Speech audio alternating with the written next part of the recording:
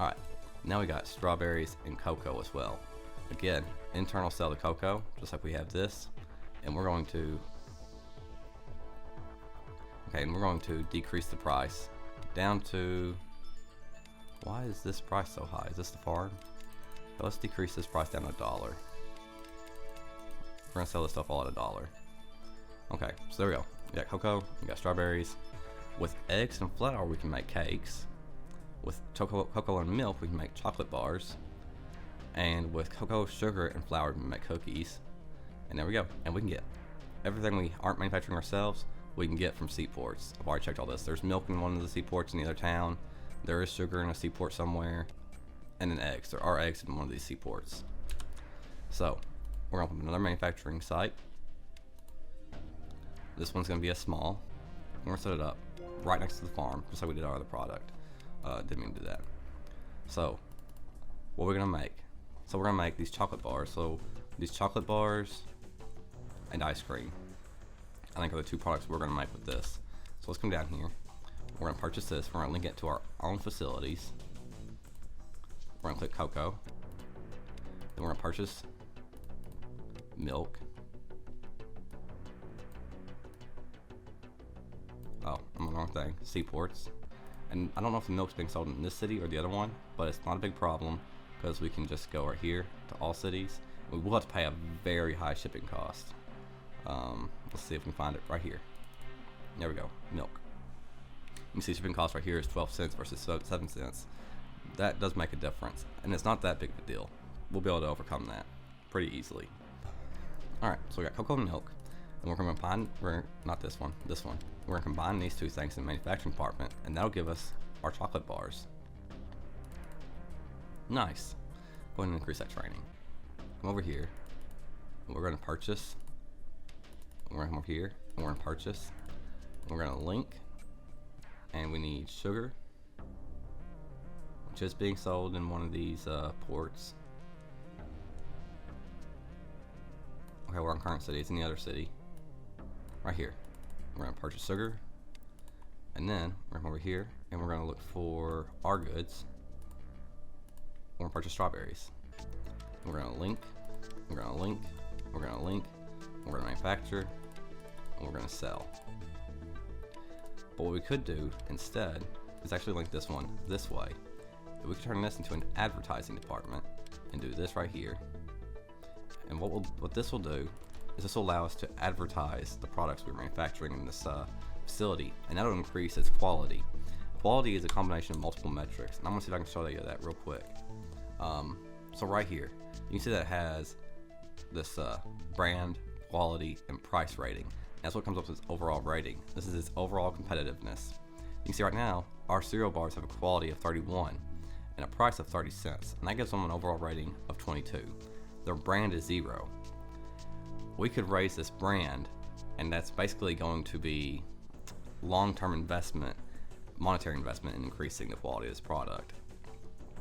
Not so much the quality as the overall rating. And a higher brand will allow us to charge a higher price. It's the same reason you want to raise the quality of your product, so you can charge a higher price.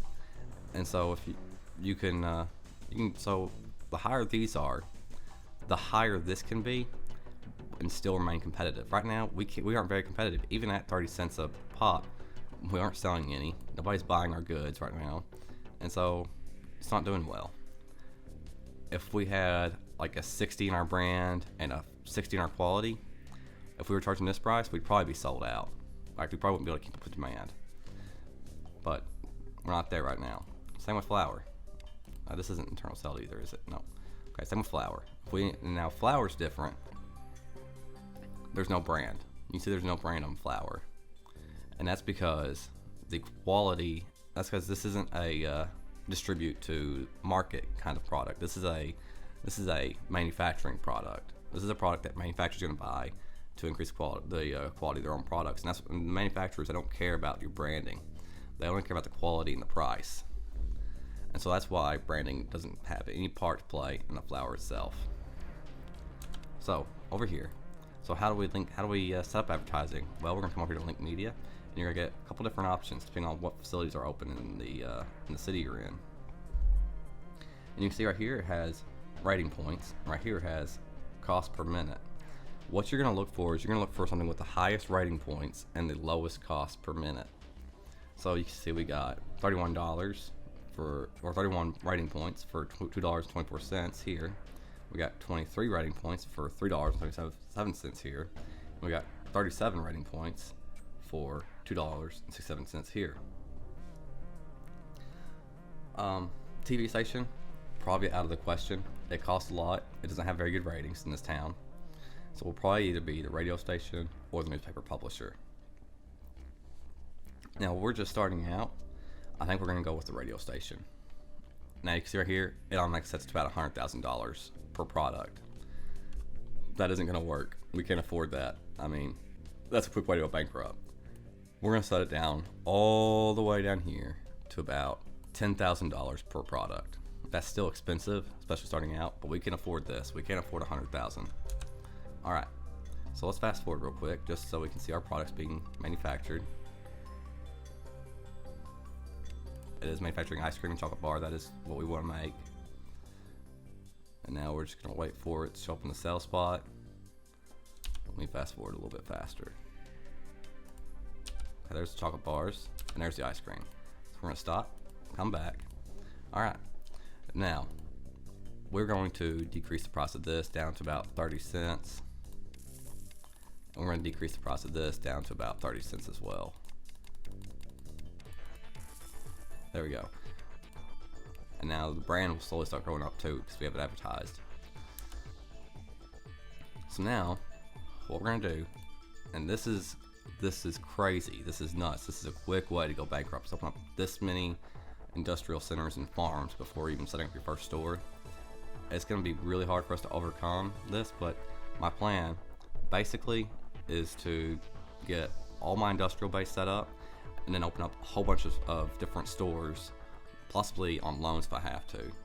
And so we're going to have a massive industrial base so we can open up stores in both Warsaw and that other city, whatever it's called, Zurich, all at once and just take over the market in one fell swoop.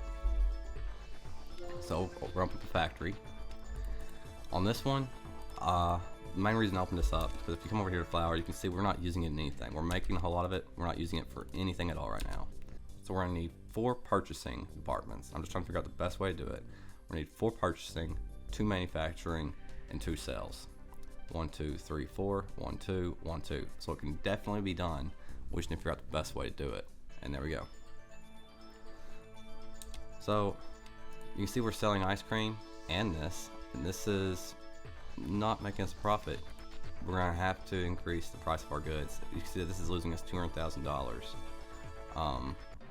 Making plenty of revenue, but no profit. I'm gonna raise this up to $1. Let's raise them up both to $1. And now we're gonna see if that helps that. Over here, you can see we're starting to sell these as well.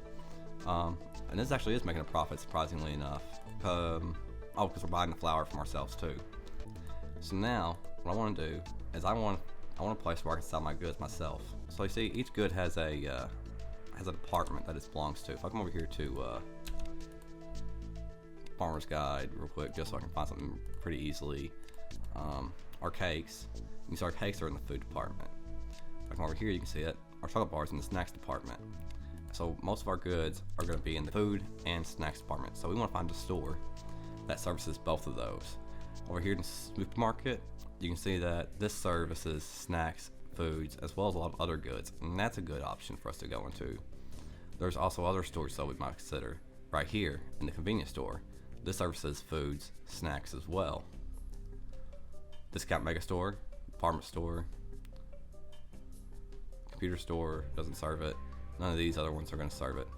I'm thinking between these two, convenience store may be the best. And that's what we're going to go with. We're going to go with the convenience store. You can see it's a lot cheaper set up than the supermarket. Yeah, I think the convenience store is just better. Alright, so we're going to set this convenience store up at. Oh, would it fit there? It will just barely fit there. Oh, right there. That's where we're going. A customer traffic index. That's basically the quality of the land. You know how we talked about the quality of the product and its branding. This is customer traffic index. That's the same thing, but for the land itself.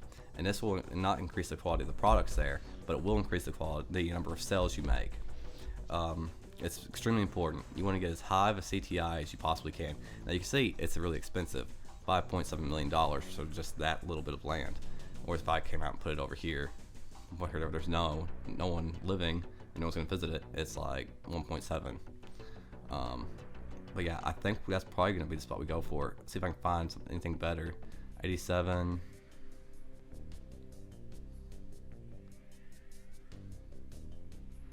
Doesn't look like I'm gonna be able to find anything better than that, so that's probably what I'm gonna go with. That's a really good spot, and I actually want to buy this too. Here's what I'm gonna do. I'm gonna set this up right here. I'm going to quickly exit out. Right here is the buy plot of land button. We're actually gonna click this, and I'm actually going to look for a 2x2, and we're gonna look right here, and it's $4.8 million. That's super expensive. Ooh, what about this one? Hang on, let me see. What's better? 87. 78. Wish I could buy out both of them, but I don't think I'll be able to. I'm gonna come across the street. I'm gonna, you know what? Hang on. It might be better. Let's just hold off on that, because it might be better just to buy a second store in Zurich. So we're gonna hold off on that real quick. Hopefully, if we need that land, hopefully we'll be able to get it. Let's see. Here's all the goods we can sell. I only want to sell my own products. Oops. Alright, so we're going to import cakes. We're going to import cereal bars. We're going to import chocolate bars. And we're going to import... Ooh, I might get rid of the cereal bar if I were for one of these two. We're going to import ice cream.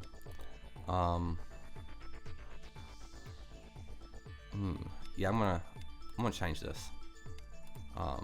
Stop purchase link. We're gonna link this up to cookies instead. I think we'll be able to make more money off of cookies.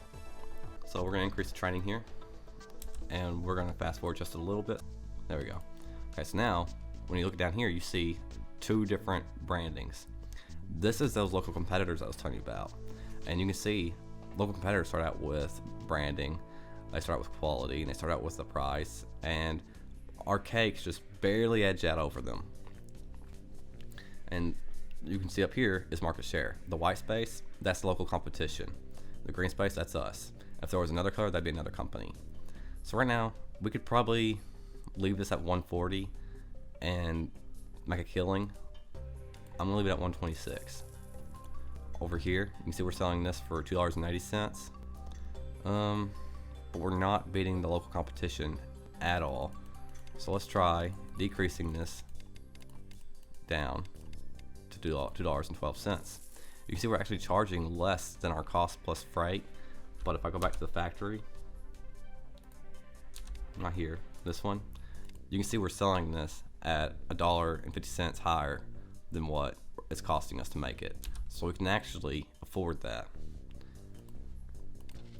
Over here on the ice cream, you can see we're charging $1.25 for it, and we are blowing it out of the park. So I can actually probably come over here to the factory, and I can probably increase the price of that on this end. That way the people who are buying it that aren't me, they can pay a little bit of a higher price. Well, you can see right here, it's only a quality rating of 20. So, hang on. But over here is a quality rating of 51. That's really weird. I don't know why that is. Alright. I am going to increase the price of it though, on this end, at least a little bit. $1.40. Over here you can see that my demand is higher than my supply. That means I can probably afford to increase this by 15 cents. Okay, those are good. Alright, back over here. There we go. So because of this, I'm gonna raise the price up to like $2, and then we're gonna hit the play button, come back, see how that affects the quality rating. Oops. It's still at 51.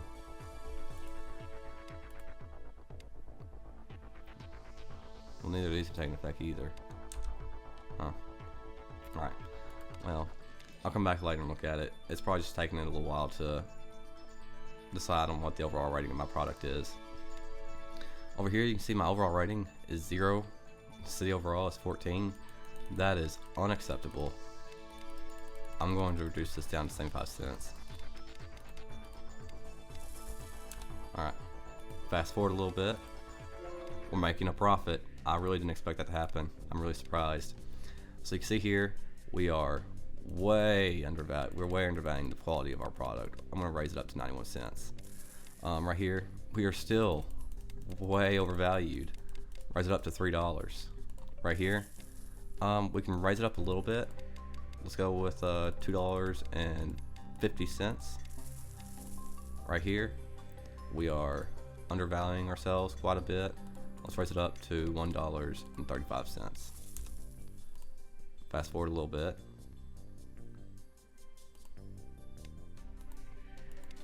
Okay, 27 versus 19, 21. I mean, I can just keep on raising this. Like, they're charging 68 cents. Like, but no one's buying it. We're actually making no profit. Is that a negative? Oh, I bet you that's what that is. Let's try decreasing this price down a lot and seeing if that changes. Like 70, like if I go down to 50 cents, that could be a negative. I didn't think about that. Only I've ever seen a negative or overall rating. Yeah, that's what it was. Okay, so we can raise the price up to probably 78. That's good. That's good. There we go. Awesome. Okay, so now we're making a profit. Real quick, something I want to do. Over here, financial actions. Nope. Stock exchange. If you look at our company, it's worth $9.69. That's about to blow up. As soon as your company starts showing profit month over month, the stockholders are just like rush into the company trying to get in while it's low before it skyrockets, and it's about to skyrocket. So what I want to do is I want to increase the value of my owner, Finky, by reducing the number of shares on the market and increasing his ownership percentage of the company. So right here, the public shareholders, Finky's going to go over there and he's going to buy as much as he can from them. So now he owns 53% of the company. And right here, I'm going to come in, I'm going to buy the rest of them out. $10.45. I'm not done yet. Right here, all these private interest companies, I'm going to start buying out their shares as well. So we want to find probably 3 brothers. I don't like the idea of other companies owning any percentage of my company at all. So I'm gonna come in, I'm gonna offer them, they want $19.54 per share. That's twice the value of the share currently. They want $3 million for it. It's worth it. I'm gonna accept that. There we go. They still own 0.09%. I'm gonna buy out the rest of them. Awesome. Then we come over here. We're gonna offer to buy Julie Adams out. And she'll do it for 15. Nice. Can I buy out at the last 0.3? Yep. There we go. And we're gonna offer it to this guy. He wants $2.4 million. We can do that. And he wants $335,000 for the last bit. There we go. I liked about a little bit more. And we can come over here. We can borrow $16 million. Now you can see that's gonna make our monthly interest payments $97,000, $100,000 a month. I don't know if we can afford that. I don't know if I mean, we're gonna do it though. I think I know a way that we can manage to not go bankrupt. And I think I know how I'm gonna do that. But right now we're gonna come in and we're gonna try and finish buying out these people. He wants $2 million. That's acceptable to me. He wants $2 million for the rest of it. Oh, he still owns 2.5%. So $1 million more. Okay, and then we got this person. I'm not gonna buy this person out. I'm not gonna have the money to, but we are gonna try and buy out what we can. Just see if I can get myself. There we go. 75%. That's acceptable. I'm gonna let Tracy Bond own the rest of this, and we're gonna come up and open up our second franchise over here in the city. You see, there's no really single, like here it's all in a single area. Here it's more like distributed population centers. Hopefully we can find a good place to build though. There we go. I'm gonna buy from LanParty in the other city. I'm gonna buy cakes. You can see that there's a demand for our cereal bars actually higher than our supply, so I'm gonna try and avoid buying that. I want things with supply higher than demand. The ice cream, the cookies, and the chocolate bars. Then we're gonna link it up to an advertising company. Hang on. You don't have enough cash. Oh, I don't have enough cash for that unit. Okay. Yeah. Let's borrow. Oh, something. Okay, yeah. Alright. And then, can I afford the advertising? Yep. We're gonna link this up to these 4 products. We're gonna link it to 22 at $3, 27 at $3.50, 37 at $2. It's gonna be the radio station again, definitely. We're gonna reduce our advertising budget to $10,000. We're gonna increase the training of the store. All right, and now let's look at the competitiveness of our products. Just barely competitive. We're not really that competitive on this end. Our ice cream, we're in the negatives on this.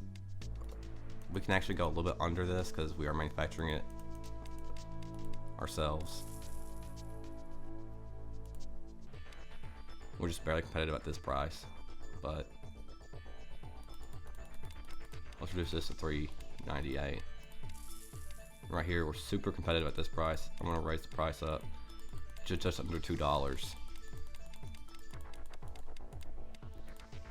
There we go. Now let's fast forward a little bit more. Come and look at it. We're still not competitive on our ice cream. I don't know if I can lower the price anymore than I already have. Let's go over here and look at the factory real quick.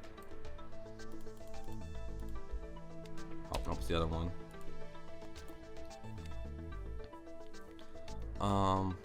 Oh wow, we can charge almost nothing for it. So yeah, we can keep going down. Oops. Let's try 50 cents. Awesome. So now you can see this farm is making a profit of $17,000. Now it'll get higher. Over here, this farm is currently losing $400,000, and that surprises me. We can raise the price of some of these goods. We can't raise them that much though. We actually can't raise the ice cream at all. We're still way below the mark on our ice cream. We're selling a lot here, which is surprising to me. But we're below the mark where we should be. Right here, we can definitely raise the price of these bars. We could probably raise it up to $1.10 and still be competitive. The cakes are making us $66,000. The ice cream is hemorrhaging money, but that's okay because our factory will be making money in exchange of that. $75,000 from the cookies and $79,000 from the chocolate bars. Over here, this company is losing money as well. It's making $41,000 off the cakes, $30,000 off the cookies, losing money on the ice cream like crazy, losing money on the chocolate bars here like crazy. I can't wait till our branding goes up so that I can actually raise this over that. However, in exchange for those losses from over the factory, you can see our factories are rolling in cash. $210,000 off the cookies, $230,000 off the cakes, $700,000 in profit off the ice cream, $350,000 in profit off the chocolate bars, $120,000 off the profit off the flour. And I got a lot of this.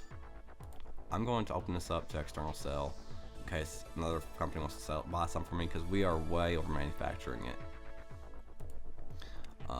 That's going to change if we start producing more goods, but yeah, we actually don't have the money to expand our business right now, especially with all those loans. We need to see if we can pay off those loans.